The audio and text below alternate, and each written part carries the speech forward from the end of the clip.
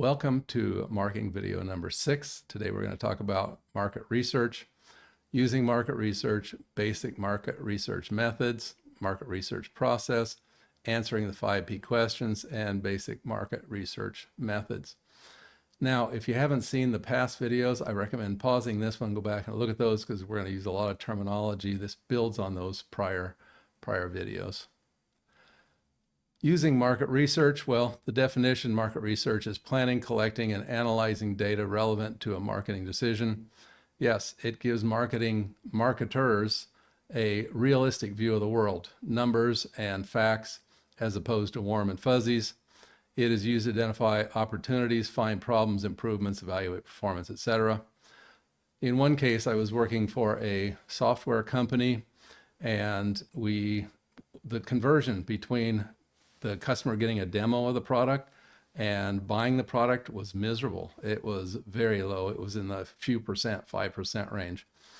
And so I went to the engineers and I said, hey, engineers, what's going on? Do you have any feeling about this? And they said, yeah, the customers hate our product. It's a terrible product.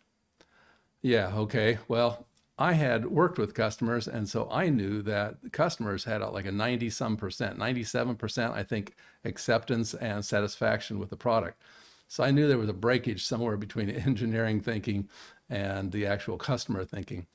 Well, I called up some customers and I said, hey, let me ask you some questions. Do you mind? And they're like, no, not at all, because customers are always willing to tell you about their problems. And I said, so you got the demo, but you didn't buy. I said, can you tell me what's wrong with our product? And, maybe we can improve it and you'll become a customer. And they were happy to talk about it. They all said the same thing. We got the demo, we installed it, worked great, we loved it. But when we tried to convert it into a live product, it didn't work.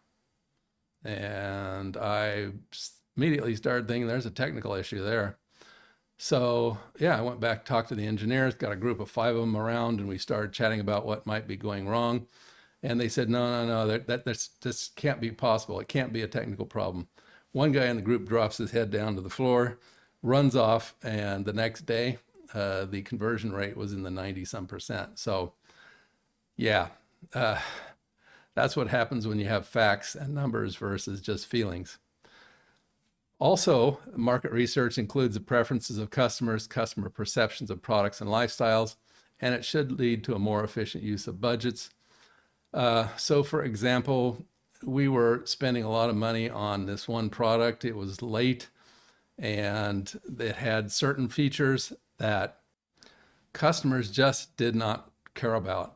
I mean, we brought in sales, we brought in distributors, we brought in everybody we could possibly think about it, and we asked them, we went through a list of these features and functions that were still on the to-do list, and we hit this one, this data bus architecture, and they said, no, not interesting, take it out of there, get us the product sooner, we're more interested in that.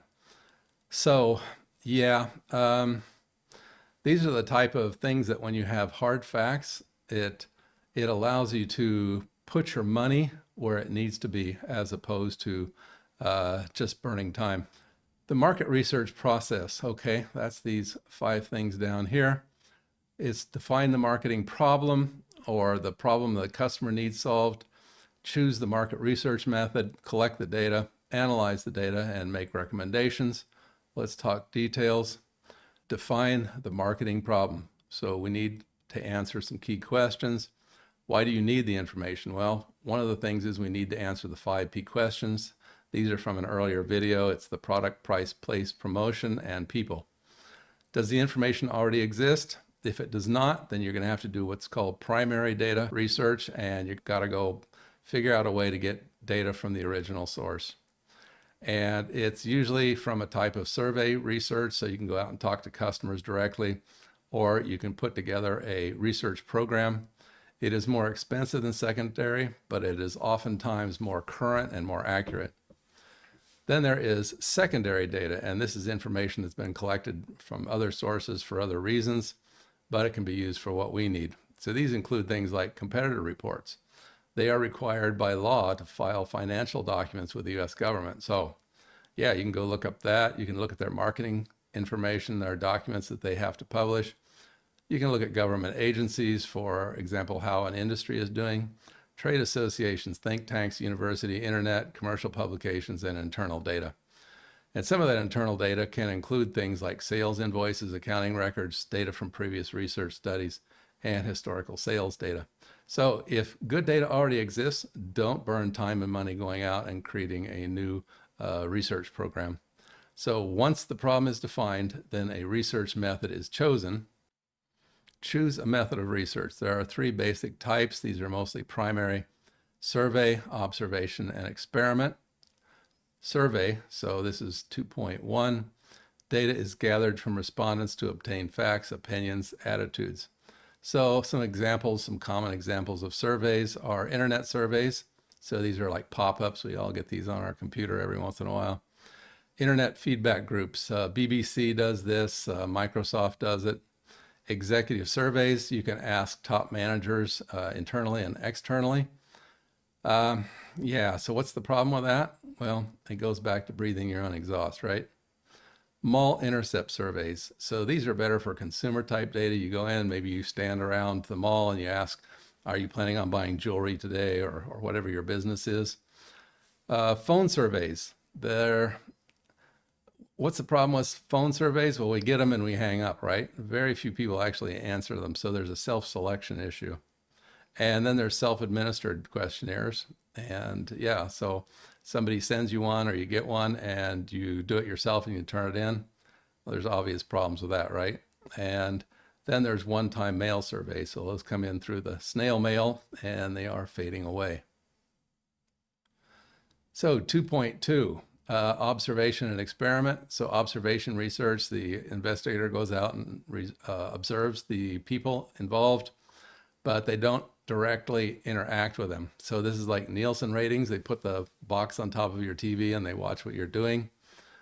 Cameras, they're putting up cameras in stores and watching how people interact with products.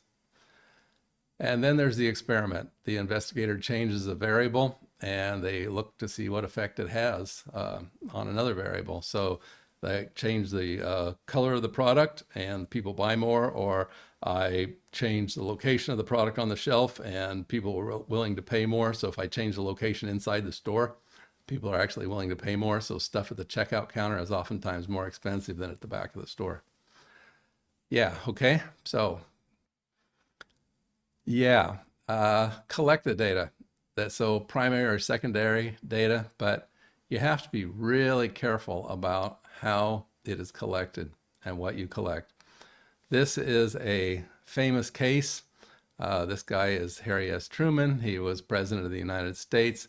He is holding a newspaper that says Dewey defeats Truman. Oh, wait a minute. Truman was the president, and nobody's ever heard of President Dewey. That is because there was a massive failure in their research. So here's how it went.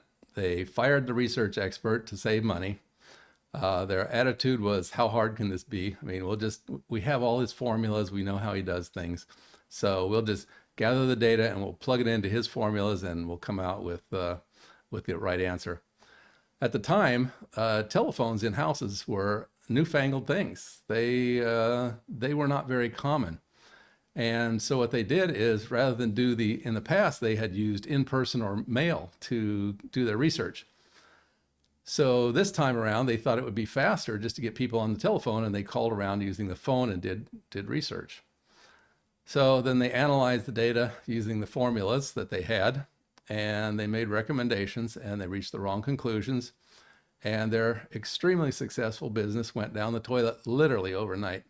So yeah, it is very important what you collect, and you have to think through the process. So what went wrong here? Well, telephones were brand new things in houses, and the only people who had them were wealthy people. Wealthy people preferred Dewey over Truman, and hence the disaster. Next, we analyze the data, and you have the collected data. You run it through whatever programs you need. The purpose of this is to interpret and draw conclusions, see if you can find patterns in it. There's a lot of software out there, such as SPSS and so on, available to make it easier. And as either boss or person involved, you should always question the analysis, how it was done and what assumptions underlie it. Yeah, so see that Truman example, that thing should stick in your head forever because even very simple assumptions like going from mail to phone can really mess up your information. Then you recommend, you report and you communicate the conclusions and the recommendations to management, explain it well, or your whole effort is wasted. If you're not going in there prepared to answer the questions and you don't have a good presentation, so you should have an executive level and then you should have the detail as they request it. Yeah, otherwise it's all a waste of time. And if you are management, then you make decisions based on these conclusions. So here's a warning that I like to issue to everybody I talk to about this. Charles Wentworth Dilke, he said there are three kinds of lies: lies, damned lies, and statistics. So we saw the problem with the Truman thing, and that was because rich people had phones and nobody else really had them, so they got skewed data. But is that a case that's too old and we no longer care about that? Well, no. I mean, look at the internet today. Who uses it most? Young or old, rich or poor, working or unemployed? What are the internet's demographics? So who are you talking to when you talk on the internet? Have you just ever entered garbage in a survey to get it over with? Yeah, of course, we all have. Are you more or less likely to do so with a live person? So when a live person approaches you and you agree to do that survey, are you more or less willing to lie to them? Well, the answer is not as simple as you may think. A lot of times people, if they perceive the interviewer to be somebody special, attractive person, wealthier person, higher status, they will oftentimes lie to them to impress them. So all of these methods have their own Achilles heel. Trained researchers and statisticians are worth their weight in gold. They are truly worth the effort. Okay, so some following are more examples and things to watch out for. Let's compare the US to Japan in the internet. And the point of this is not a direct comparison, but it's to see what is available, what's not available, what's tricking you in your brain. So for example, overall internet usage, 97% in the US, about 92% in Japan. Japan's population is much smaller. Age group, well, we have 97, 98, 90, and 75 for these age groups. And yeah, it's pretty high up here, and then it falls off after age 65. But the Japanese data, the data is not available in the same format. They say very high, moderate, and not specified. Okay, so we can't really compare these things. If you need just a very rough estimate, okay, very high to 97 is okay, 98, but is 90 moderate? I mean, to me, moderate is more like 70%, something like that. By race, well, Asian 99%, white 97%, Hispanic 96%, black 94%. Japan, it's not specified. I wonder why. It's because Japan doesn't have a lot of minority populations. Social media usage, 70% of the total population out of 239 million, and about 92% of internet users. Notice that the units here are different. This is total population and this is internet users. So again, don't let yourself be fooled by this. You have to be really careful. Top platforms, Facebook, Instagram, YouTube, TikTok. Well, not a surprise for any American, but what is this line thing? If you've never been to Asia, you probably don't know what Line is, and Line is the biggest top platform for people in Japan. Okay, let's compare US to Switzerland, some data from them. So the GDP per capita, 89, roughly 90,000 versus 91, 92,000, not too far off. Overall internet usage, 97% out of 331 million people, 99% out of 9 million. Social media usage, 70 versus 75%. Age distribution, well, we have breakdown, but they don't. They just give us an average. And then the top social platforms, Facebook, Instagram, YouTube, TikTok, once again. YouTube, 78% reach. Facebook, they list as 305 million users. So again, we have different units. So it's really hard to compare a lot of this data. Not all of it, but population sizes make differences and so forth. But yeah, got to watch for those things. And finally, let's compare two states in the United States, California versus New York, both big places. GDP per capita, 99,000 versus 102,000 in New York. California, approximately 81% of Californians use the internet. 97% of New York locations reportedly have at least 2 internet service providers. Again, you notice the difference in units? Can you really compare these two?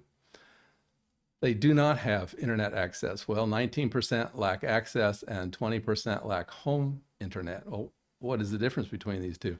Does this mean a total lack of access? I mean, they're so far out in the country, they can't get anything. They have nothing. They have no cafe nearby they can go to. And what does that mean? And finally, digital divide. Well, this disproportionately affects lower income Black, Latino, and non-college degree households who are less likely to use the internet. And here, cost is a significant barrier to internet access. Over 20% of New Yorkers lack home internet, despite the availability of service providers. So yeah, how much of this data can we actually compare apples to apples? Very important when you're doing market research to understand these things. So why have I gone nuts emphasizing about marketing data and research and units and all this other stuff? That's because I have personally seen a Fortune 500 company wrecked by faulty analysis, a small company that was bankrupted by very poor market research, another Fortune 500 company division wrecked by willfully distorted market research. And these are not all of them. So companies make major decisions based on market research. Garbage in, garbage out. Research is very serious business and it should be treated as such. Okay, that's the end of this marketing video. On to topic 7, what is a product?